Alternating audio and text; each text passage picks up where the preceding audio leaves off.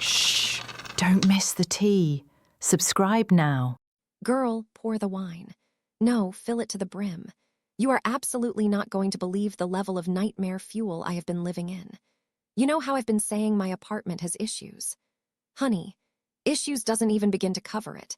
We are talking about a full-blown, biohazard, health code-violating horror movie, and I am the scream queen living in the middle of it. Okay, so get comfortable because I need to vent, and I need you to tell me I'm not crazy. This whole saga started back on October 19th. October. We are in November now. That is literally weeks of me living in squalor. So picture this. I walk into my bathroom, ready to unwind, maybe take a shower after a long day, right? And what do I see? The bathtub isn't empty. It's filling up.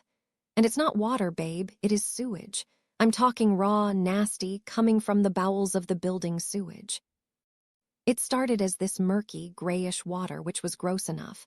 But then, and I swear to God I am not exaggerating, it turned into a literal geyser of human excrement. A shit geyser, Jessica, in my bathtub, where I wash my body. It was bubbling up like a witch's cauldron from hell. The smell. You don't even want to know. It smells like a porta-potty that hasn't been cleaned since Woodstock 99. It's seeping into the walls, into my brain. I feel like I can taste it. So obviously I panic. I call the landlord immediately.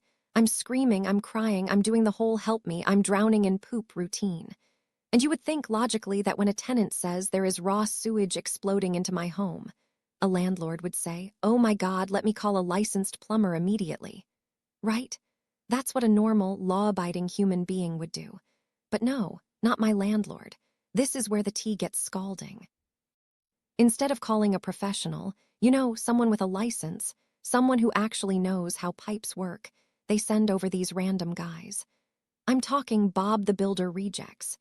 They send these unqualified maintenance dudes who walk in, look at the literal lake of feces in my tub, and scratch their heads. They have been working on it for weeks, and by working on it, I mean they are actively making it worse. Get this, one time they came in, looked at the drain, pulled out a clump of hair, just a regular hair clump, nothing that would cause a sewage explosion, and then poured heavy-duty Drano down the pipe. They dusted off their hands like, "Job well done, ma'am," and left. Girl, 1 hour later. 1 hour later. The geyser came back with a vengeance.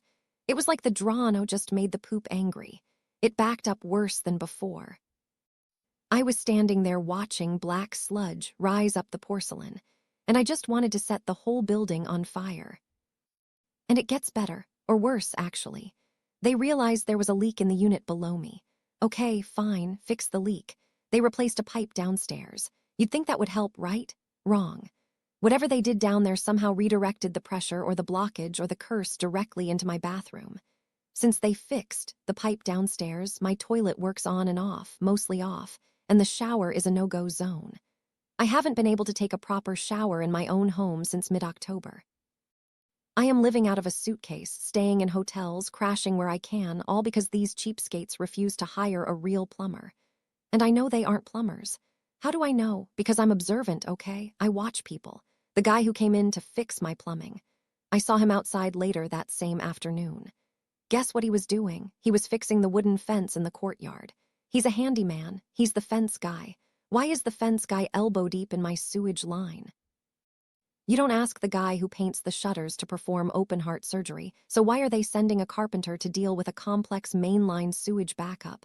It is absolute negligence. And the way they clean it, don't even get me started. When the backup finally recedes, they don't sanitize. They don't bring in a hazmat crew. They just come in and push the leftover shit back down the drain. That's their solution. Just shove it back where it came from. It is revolting. It is unsanitary. It is illegal. So you know me, I didn't just sit there and cry about it. Well, I did cry, but then I got to work. I went full detective mode. I bought a camera. Yes, I have a live Wise cam pointed directly at my bathtub 24/7. I am recording everything. I have hours of footage. I have videos of the grayish water rising. I have 4K footage of the shit geysers. I have documented every single time it happens. I have a log that would make a forensic accountant jealous. I know my rights, honey. I've been reading the Texas Property Code like it's the latest Colleen Hoover novel. Specifically, Section 92.056. I know the statutes, I know the remedies. I sent them a certified notice on November 4th. Certified mail, return receipt requested, the works.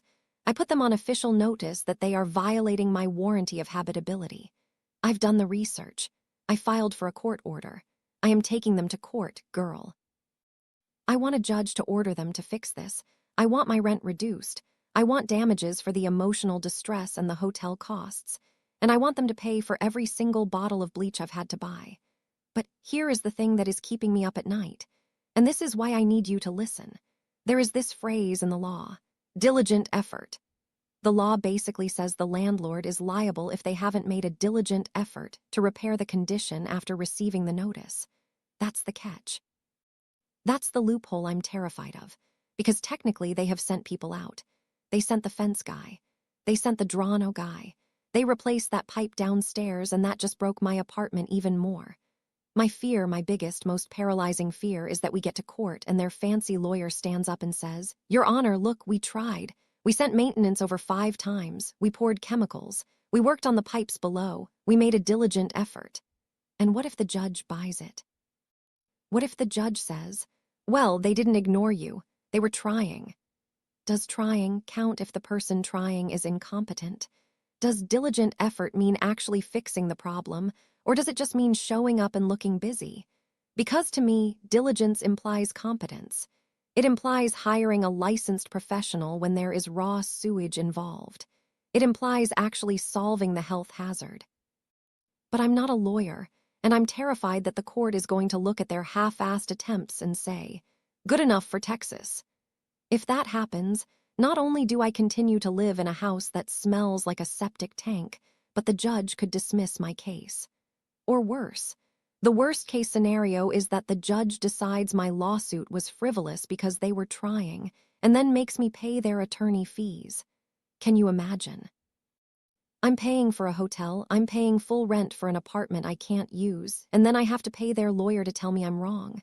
I would literally lose my mind. I would have a breakdown right there in the courtroom. I feel like I'm trapped in this bureaucratic nightmare. I have the evidence. I have the shit geyser on tape. I have the dates. I have the certified receipts, but I just don't know how the Texas courts define diligent. Is sending a handyman who fixes fences considered diligent when the issue is complex plumbing? It feels like gaslighting. They act like they're helping, but the water keeps rising. Every time I hear a gurgle in the pipes, my heart stops. I'm traumatized by my own plumbing, Jessica. I just need to know if I'm walking into a trap.